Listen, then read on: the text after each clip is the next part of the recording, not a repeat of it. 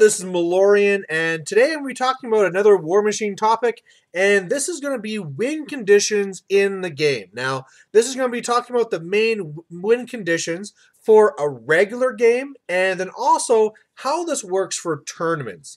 Now, the number one way where you can usually win in Warmachine is by assassination.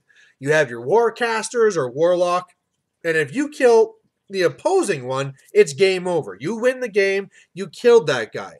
Now, a very nice analogy I like saying about this is it's like playing chess where you're trying to kill the king. You don't need to kill all the other stuff. If you kill the other stuff, that's easier, but that's your main goal. As soon as you do that, you win. Now, at the same time, the Warlock Warcaster is very powerful. So in chess, it'd be as if the king had the powers of the queen.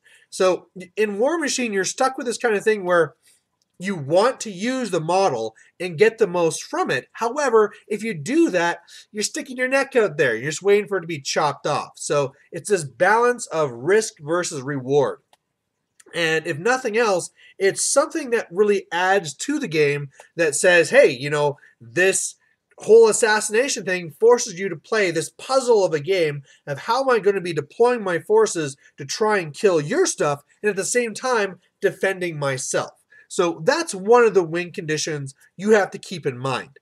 The second one is scenario. So in these different scenarios, and remember, the steamroller is going to change every single year. So right now I'm going to be talking about 2014. There's going to be flags, there's going to be objectives, and there's going to be zones. And really, in whatever combination they're on the board, you need to control these or dominate these or destroy these to get points. And when you get to a certain number of points, bam, it's over.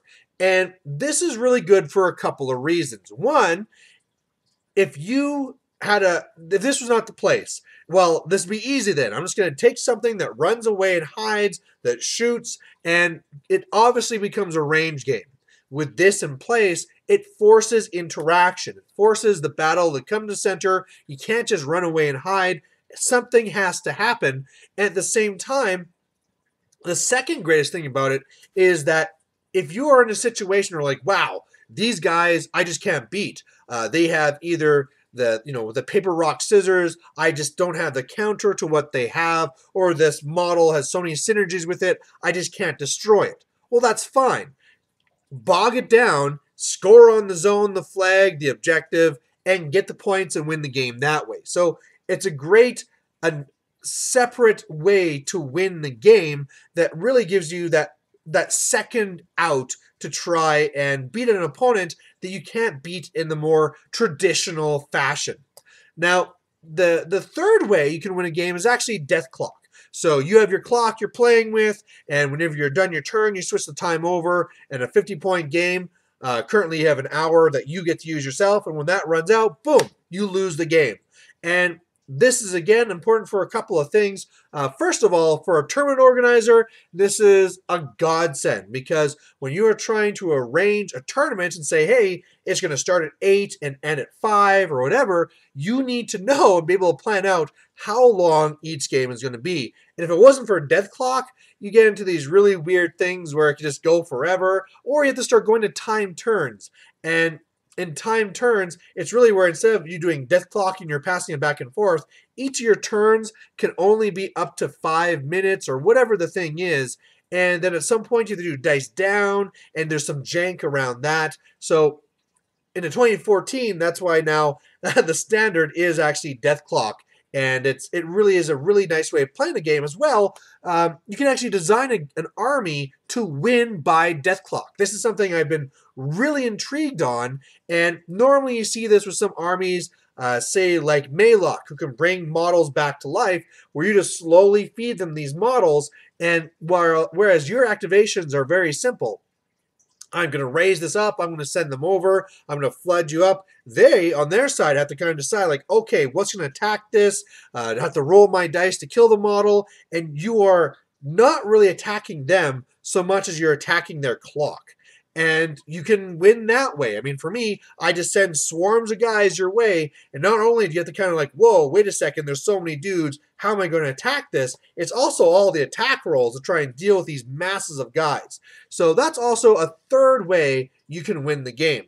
Now, if you're just playing with your buddies, that's really all there is to talk about with win conditions. You can win by assassination, you can win by scenario, or you can win by death clock. However, once you get to tournaments, the way these interact can get a little bit more complicated. So, in a perfect situation in a tournament, it doesn't really matter, right? It's all about winners versus winners, and then eventually you're going to go to one undefeated, and that one undefeated person, that's your champion. There's your trophy, everything's happy. Well, the worry is, apart from that, well, who got second place? Who got third place? What winner is going to play what other winner as your way going up?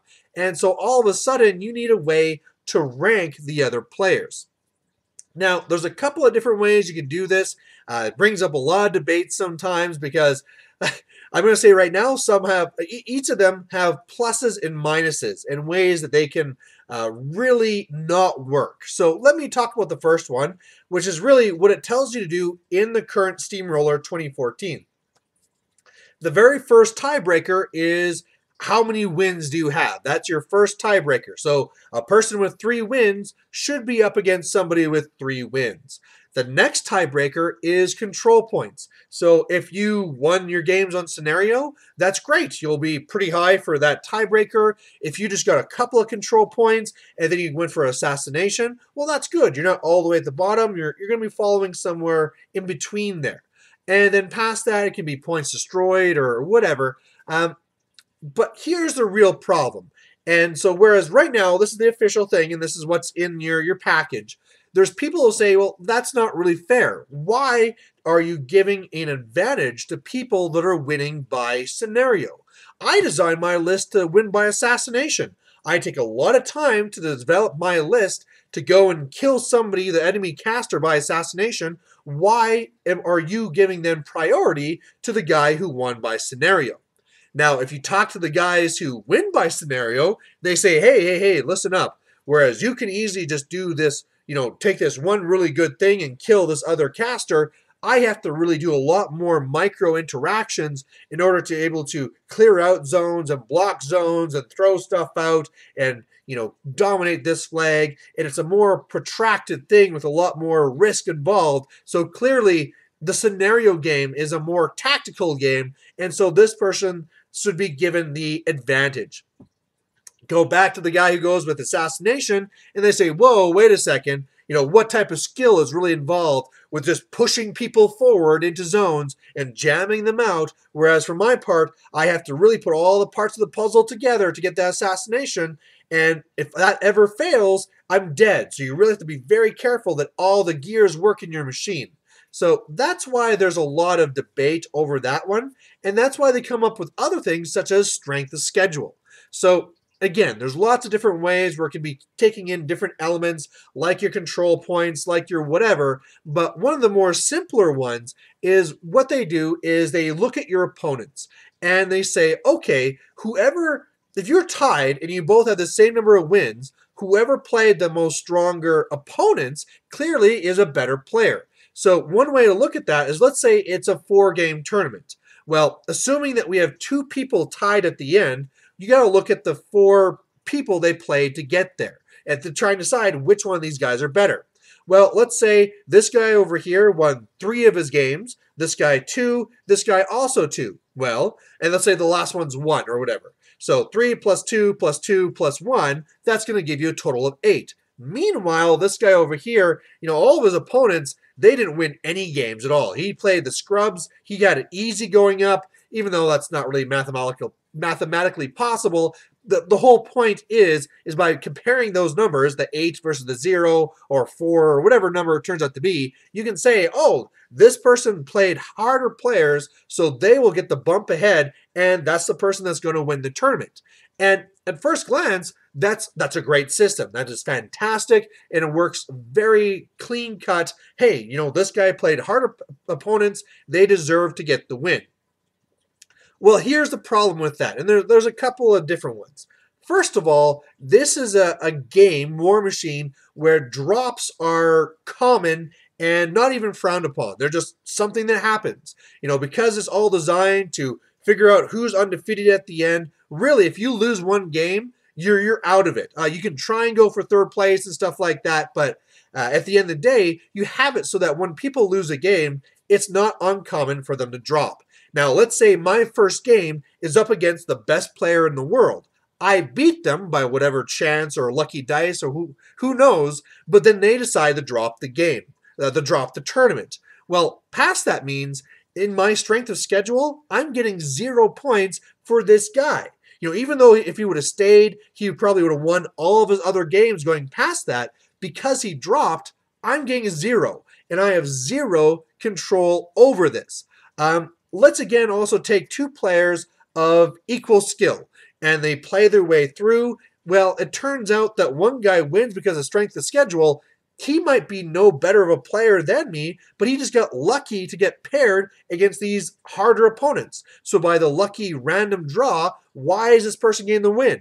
Or maybe even set that off a little bit. Let's say I'm the best player in the world, which I'm not, and I am looking at this other person. And it just happened that on the way up, he got matched up against harder players that I would have beaten anyway. But again, by luck of the draw, he faced them and not me. And so he gets the win. Is that really fair?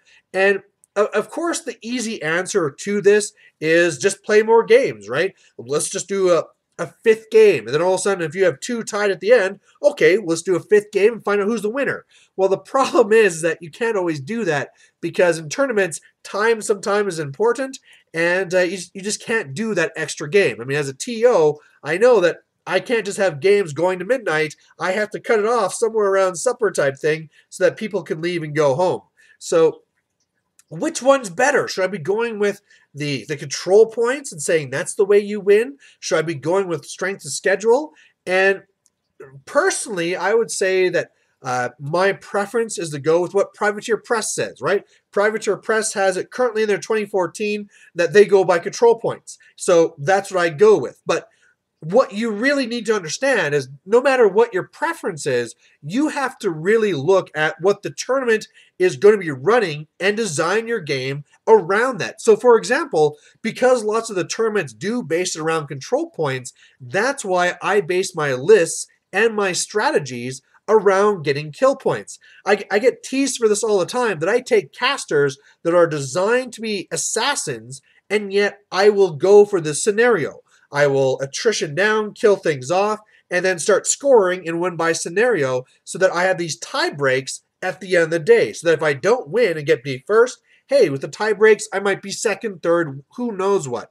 But I have gone and done that on purpose, and who knows, maybe it's another way, right? Maybe for theirs, their first tie break is points destroyed. Well, okay, that's great. When you're going through, try and make sure that you're in a list situation where your list is designed for attrition. It's designed to go and try and destroy as many models as possible. Now, let's say you're not going to do that. You're not going to go chips in with whatever they want to do. Well, you might want to still keep that in mind as a little separate side scenario almost for you to be doing. So let's say, for example, your list is all based around assassination, but you know that this tournament is about control points.